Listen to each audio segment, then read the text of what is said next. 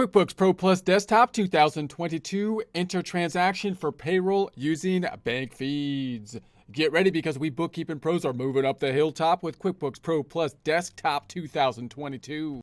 Here we are in our bank feed practice file, going through the setup process with the view dropdown, the open windows list on the left-hand side, the company dropdown, home page in the middle, maximizing the home page to the gray area.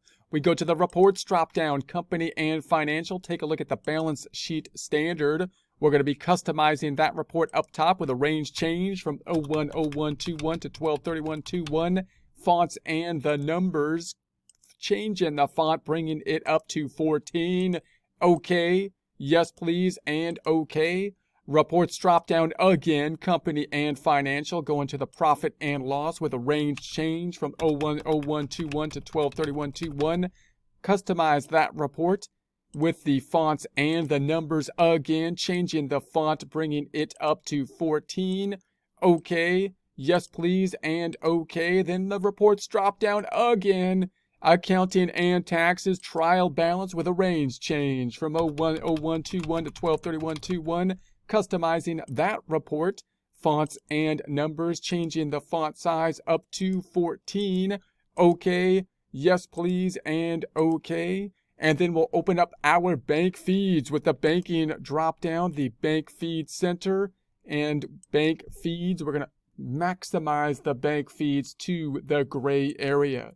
Now we're going to be thinking about the payroll process and how the payroll might fit in. Payroll being a complex process, which will typically be a little bit more difficult to fit into simply a cash basis system. So let's just first go to the home page over here on the left-hand side and think about how you can turn on payroll within the QuickBooks system, noting that payroll is typically going to be an add-on type of feature. You have a few different options when you're thinking about payroll. One primary option is to be processing the payroll, to be doing the payroll, in other words, within the QuickBooks system, having the full process in the QuickBooks system, meaning you set up the employees, you have issue the checks or print the checks or get the checks ready within the system, you pay the liabilities in the system.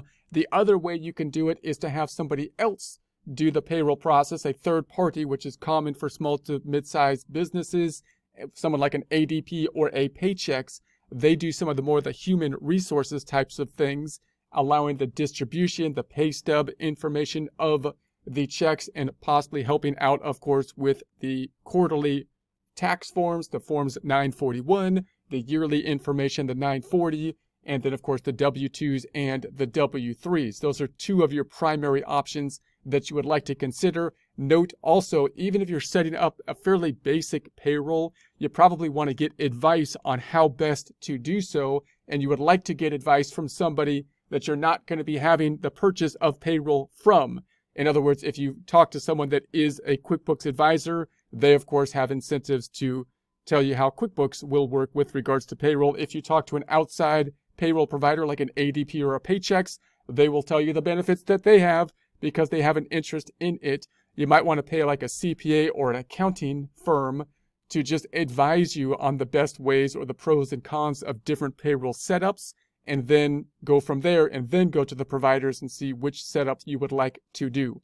So to add the payroll, you could go to the edit dropdown, the preferences at the bottom, and we're going to go to the payroll information.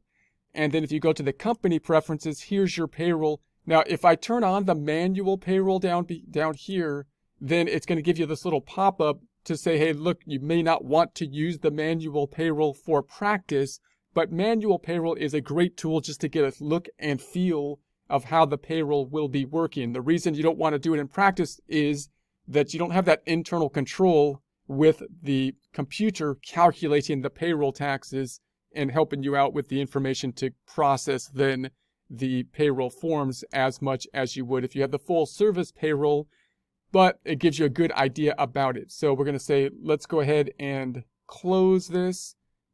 Let's do it one more time. I'm going to say learn more, next, and then activate. I'm going to activate it. And then we'll say okay and okay. So now down here, you've got your payroll basically set up. This would be the method if you're going to use the method of actually processing payroll within the QuickBooks system. Then you would process the payroll here, and then you would pay the liabilities. Now note, when you process the payroll, you'd have to add your employees, you click on the payroll, and this would actually generate the payroll checks at this point in time. It's going to make me set up the payroll. I'm not going to set it up at this point. We'll just talk through it real quickly here. If you were to process the payroll here, it would generate the net check. So what would be the impact then on your financial statements when you actually process the payroll?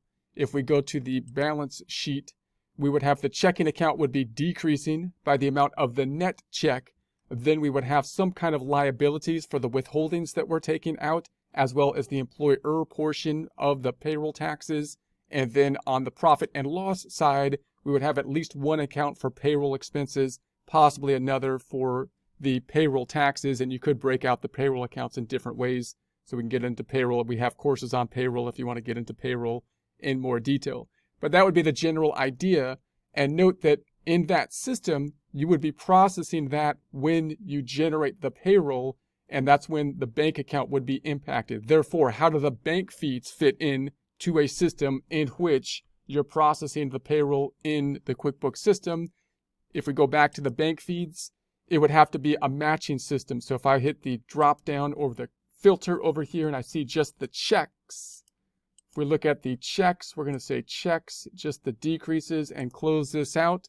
Close up the icon up top. If we were to imagine one of these to be a payroll check, we would see the net check would be clearing here. Let's just imagine this was a payroll check. That would be the net check, not the gross pay. And you would then match this. When you did the matching process, hopefully it would be able to recognize that that should tie out to the payroll check, and it would match out. That means that when you enter this information into the system, it would not be constructing the financial statements, but rather it would be verifying a transaction that had happened in it, and that would help you with the bank reconciliation process. So that's one method. The other method that you might say, well, what if I want to be more on a cash basis method here? And this, as a bookkeeper, you might try to set up a method that would be as much cash basis as possible, possibly working with accountants or CPA firms to help shore up any adjusting entries at the end of the period.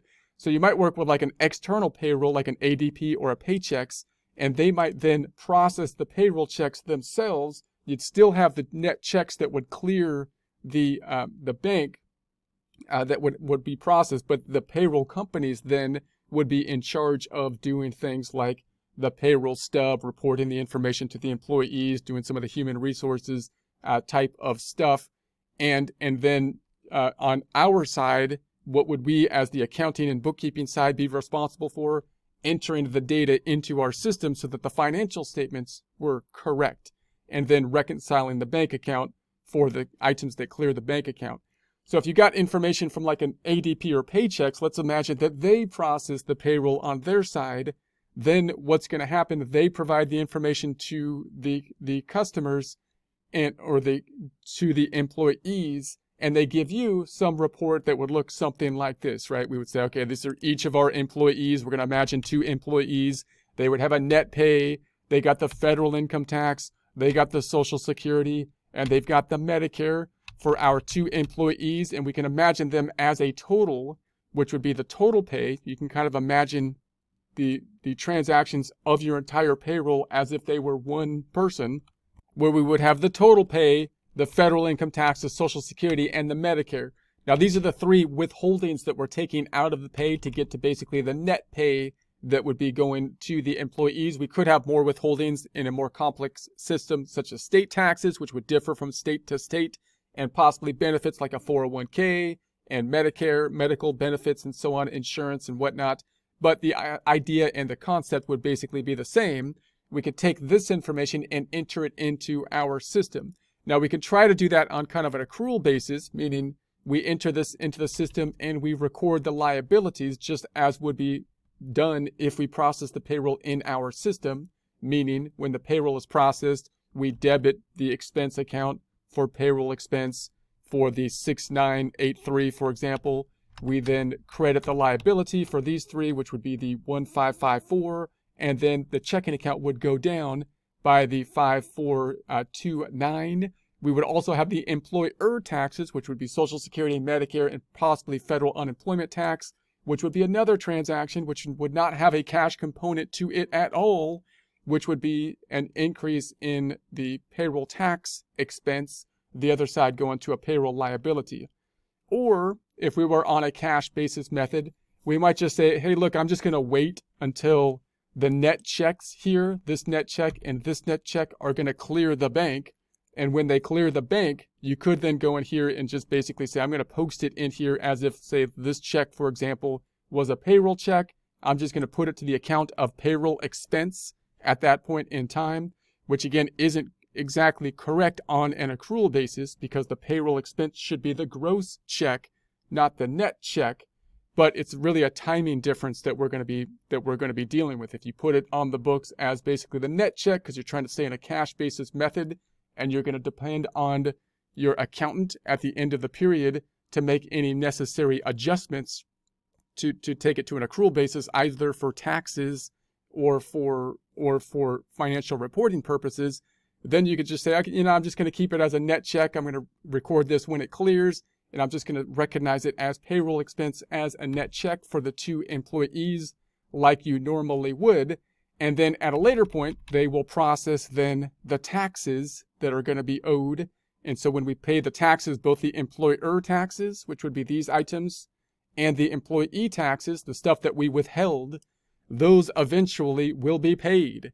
When they're paid, normally you then decrease the liability if you're doing the full service accrual basis, and you record the other side to either payroll, the other side, decrease the liability, the other side goes to cash.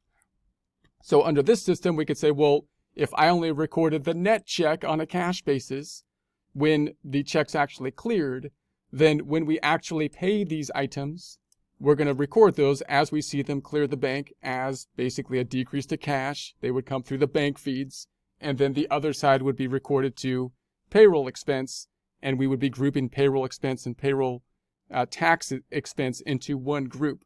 So you can kind of still do a standard kind of cash basis method if you so choose on a bookkeeping standpoint. If you kind of have a third party processing the payroll, and you're just going to say, you take care of the payroll, you go ahead and do all the human resources, you do the 941s, the 940, the W-2s, the W-3s, and so on, and I'm just going to let you take the money out of my account as necessary to pay the payroll and record it with bank feeds as they clear the bank to basically payroll expense. And then at the end of the year, when you talk to your accountant, that's what you tell the accountant. You say, hey, look, I recorded this. I got this third party that processes the payroll. Here's my payroll reports. Here's the 941s. Here's the 940. Here's the W-2. Here's the W-3. I've been recording it on a cash basis. If you need to make any year-end adjustments to it for reporting purposes, either for financial statement purposes or for tax purposes, here's my information from the third-party payroll person. Here's what I've recorded on a cash basis. You would go ahead and make those periodic adjustments as necessary for what you need to do. And that's one way as a bookkeeper that you can, again, kind of separate the data input from the periodic adjustments at the end of the period. And that can make both of those sides a lot faster if done well. And that would mean that you would need, you would be a good bookkeeper that could just do the system, know the system that you're on. You have a good third party like an ADP or a Paychex that you can trust to handle the payroll and all the human resources and whatnot with it. And you have an accountant at the end of the year that also understands the system that you are working in, that you're doing a cash basis, that you have the third party and has the capacity and ability to then do any necessary year-end adjustments for an accrual basis that might be needed either for tax preparation and or for the reporting of the financial statements. So there's a lot of different methods you could use with the payroll. That's just a few different options that you might think about and how the bank feeds might fit into it. So once again, just to recap, you could process the payroll through QuickBooks. And if you do that, then the bank feeds are going to be used as kind of like a check figure to match, help you out with the bank reconciliation. You could do the bank feeds with a third-party payroll provider like an ADP or a Paychex, and then get the information from them and put it into your system. You could do that on an accrual basis using journal entries, which again will be a little bit more complex than just kind of building your books on a cash basis. Or possibly You could just wait till the checks actually clear, record the payroll in that way, noting that you have a timing difference from a full accrual basis in that way, but planning on adjusting it with the help and use of a CPA firm or accounting firm periodically, possibly at the end of the month or possibly just at the end of the year, so that they could shore that up with adjusting entries when necessary for tax preparation or for financial statement reporting purposes.